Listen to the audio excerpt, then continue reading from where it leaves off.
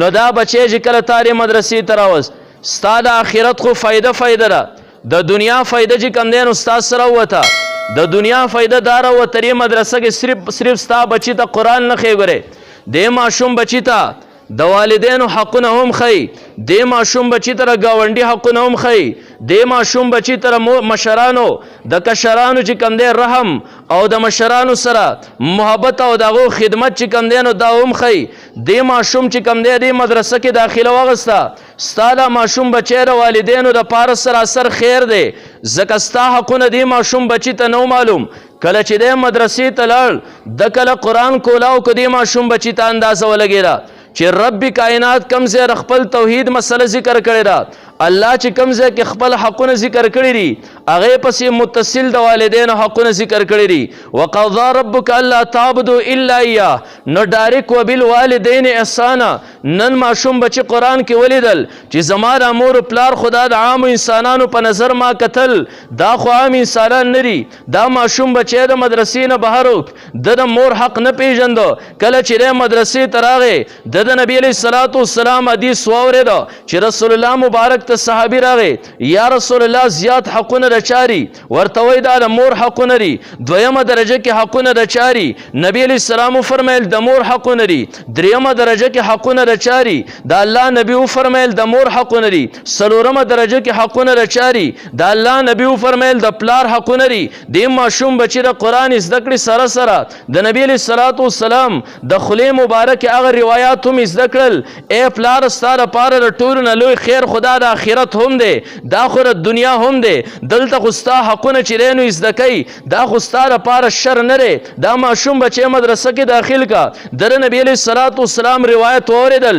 نبی علیه الصلاة والسلام وفرمیل چې کم یو انسان دی د هغه مور پلار دواړه ژوندي دي یو ماشوم بچی یا د دې انسان نه پیدا بچی د دې مور پلار دواړو خدمت کوي د الله رسول فرمیل دوه دروازې د جنت د دیو دپاره کولاو دي که چېرته مور او پلار کې یو ژوندی دی د یو خدمت کوي یو دروازه د جنت کولاو ده د الله رسول فرمیل د یو انسان مور او پلار دواړه ژوندي دي دواړو ته ایذا او تکلیف وررسوي د جهنم دوه دروازې د انسان له کولاوي دي که چېرته کې مور او پلار کې یو ژوندی دی یو ته ایذا او تکلیف وررسوي د الله رسول فرمیل د دې انسان دپاره د جهنم یوه دروازه کولاو ده نو دا بچی چې مدرسه کې تا داخل کا دا خو ستا د آخرت هم ذخیره وګرځېره دنیا کې هم ستا حقونه وپېژندل چې د دې مدرسې نه مخکې نه وپېژندلي نو دا ماشومان بچي زموږ دپاره څومره لوی خیر شک اوس که اغیار موږ ته شل پیرې وایي چې دې مدرسه کې دشمنان تیارېږي دا علما چې کوم دی نو دشمنان تیاروي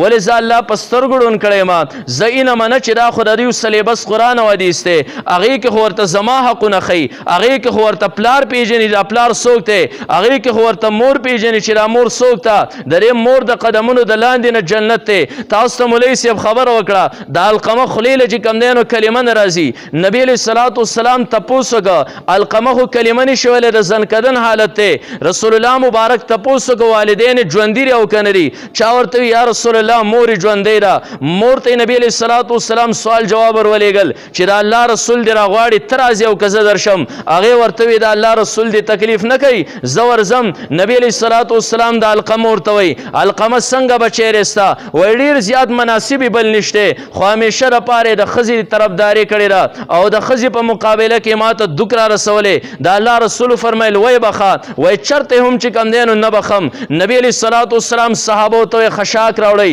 علقمه وسیزئ صرف دې مور باندې ګورئ بخي سیزئ نه علقمه مور چې کوم دی نو داسې اوچته شوه ورته وایي یا رسول الله زما بچي څه ګناه کړی چې تاسې سیزئ نبي علیه الصلاة والسلام وفرمیل ای بوډۍ که په دنیا باندې تا معاف نه که د جهنم اور زمونږ د دنیا د اور نه ګوره ډېر زیات تیز دی او یا چنده ګرم دی د علقمه مور وایي ما علقمه بخلی دی دلته کې علقمه مور وایي ما بخلی دی هلته علقمه خواله صحابه ورالل علقمه ګوته پورته کړه اشهد ان لا اله الا الله واشهد ان محمدا عبده رسولو د کلمې د ویلو سره د علقمه د جسم نه روح پرواز وکړه د دې نه اندازه ولګېده الله وښول چې دا مور هغه هستي ده چې دې نه بخلی الله دې چرته هم نه بخي که د دې خدمت دې نه کړی جنت ته هم نشي تللی دا ماشوم بچی ستا را خبرې کوم ځای زده کوي؟ دا دې مدرسه کې زده کوي. پته ولګېده ای مور پلارو ستاسو لپاره لوی سرمایه او لوی خیر دی دا مدرسې چې تاسو خپل بچي راوړئ. د دنیا حقونه هم ستاسو بچو ته ښایي او دغه شانتې د آخرت عزتونه هم د دې بچو د وجې نه به تاسو ته میلاویږي.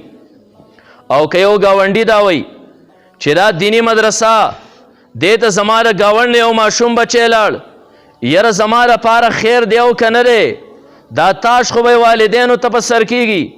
منګه ګاونډي ستا لپاره هم دا ماشوم بچی لوی خیر دی. دی چې مدرسې ته راغی استاز ته کېناسته، دا چې څنګه د مور پلار دپاره خیر دی داسې یو ګاونډي دپاره هم خیر دی. ځکه دې ماشوم بچی قرآن کولاو که، قرآن کې د ځان په ترجمه او معنا باندې پوه که، د نبی علیه الصلاة والسلام احادیث مبارکه دې مدرسه کې زده کړل، خود به خود د ګاونډي حقونه رالل، قرآن د قسم قسم ګاونډیانو حقونه دې ماشوم بچي ته ور وښول. د هغه ګاونډي حقونه ورته هم ښوولي دي چې ستا د کور سره دیوال لګېدلی، د هغې ګاونډي حقونه ورته هم ښوولي دي. ستا د کور نه دیوال چې دی نو دا جدای، د هغې ګاونډي حقونه هم ښوولي دي. ستا په خوا کې دی او مسلمان دی، د هغې ګاونډي حقونه هم ښوولي دي. ستا په خوا کې دی غیر مسلمه دی، د هغې ګاونډي حقونه هم ښوولي دي. ستا په خوا کې اوسېږي رشته دار دی، د هغې ګاونډي حقونه هم ښوولي دي. ستا په خوا کې اوسېږي رشته دار نه دی پردی دی. د دې ځای نه پته ولګېده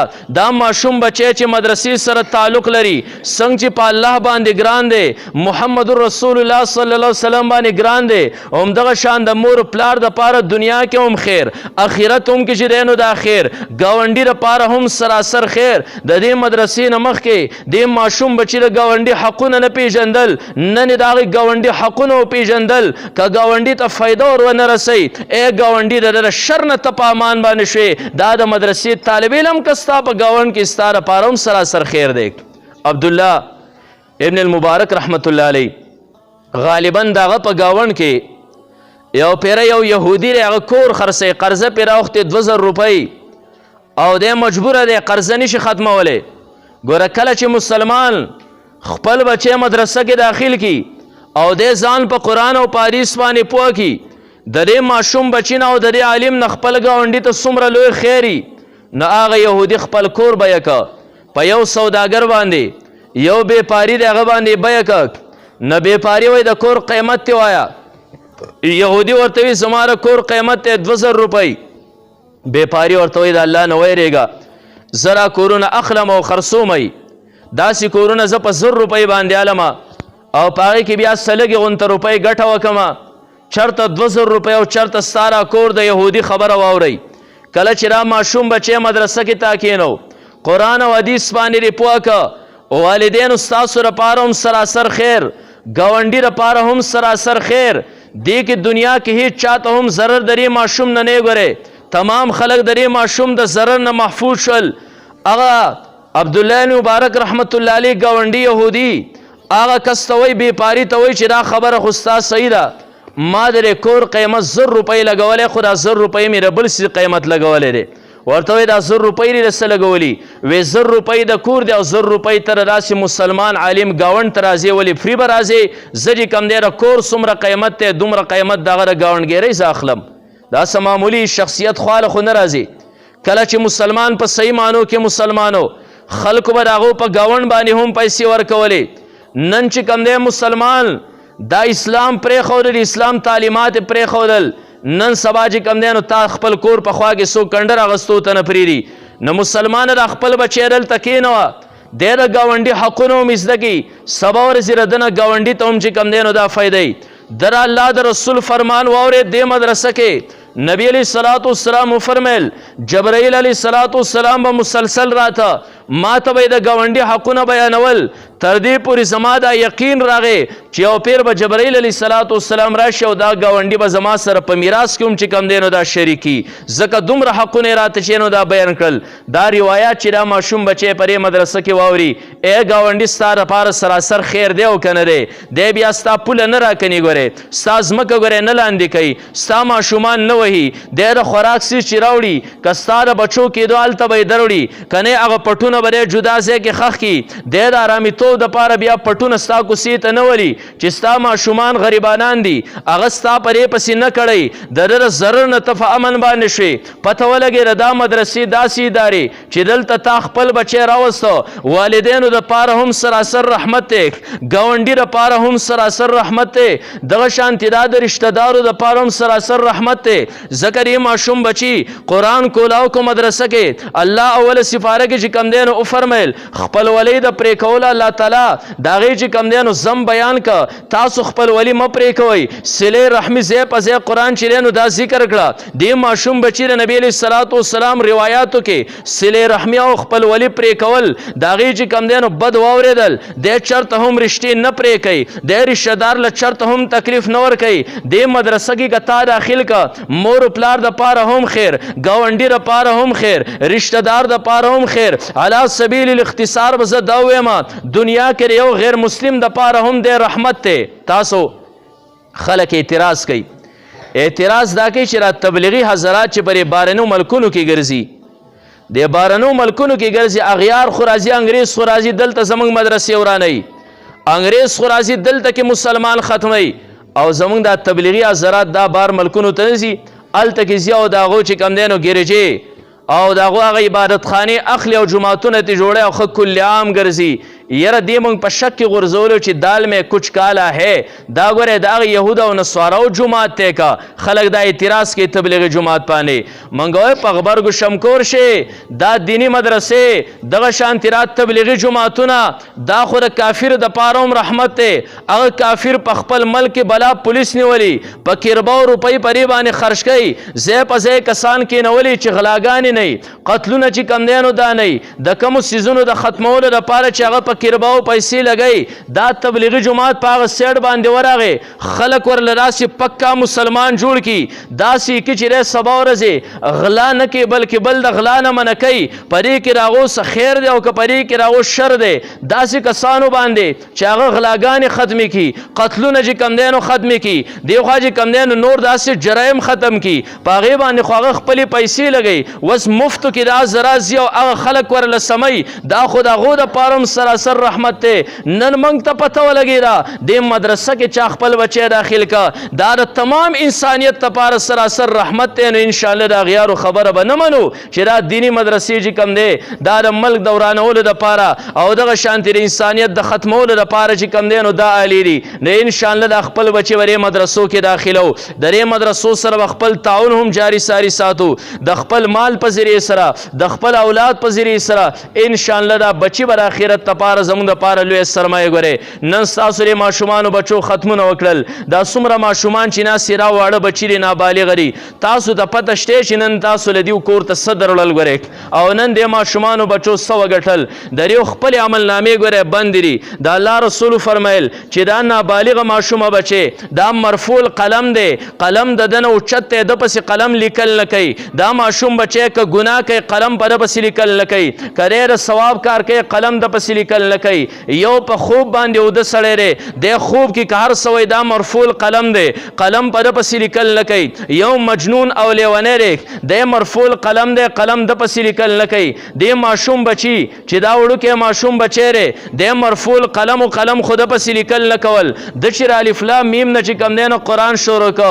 من الجنة والناس دی نن قرآن ورسوک والدین به را سوچ کوي چې د دا عملنامه بنده وه دی ماشوم بچي را تکلیف چې برداشت راس دا کم طرف ته مال لاړل ځکه چې په یو یو هر پانې لس لس نیکۍ میلاوې دی والدینو نن ستاسو مبارک شه دا څومره دیو چې را یو یو هر پانې لس لس نیکۍ وګټلې دا ستاسو عملنامې ته دراله ستاسو عملنامې ډکې کړي ستاسو دپاره دا ماشومان به چې څومره لوی خیر دی د الله تعالی څومره لوی نعمت دی نن دا ماشومان به چې ستاسو د آخرت دپاره چې کوم دی د الله تعالی د طرفه لوی لوی تخفیر او لوی سرمایې دي الله علما هم درکړي